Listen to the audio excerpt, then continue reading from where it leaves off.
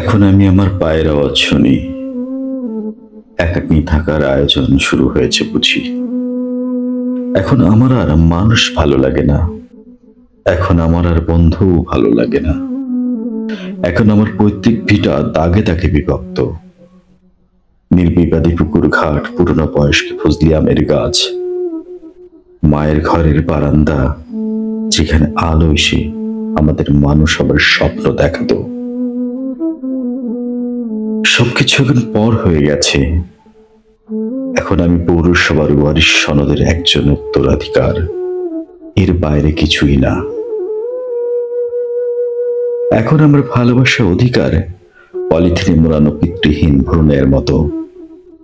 এখন আমার আর কোনো দেশ নেই, এখন আমার আর কোনো আপন নেই। এখন আমার মানচিত্র অথবা নিজস্ব কোনো পতাকা নেই। এখন আমার বুলেটই আমার ঘাতক।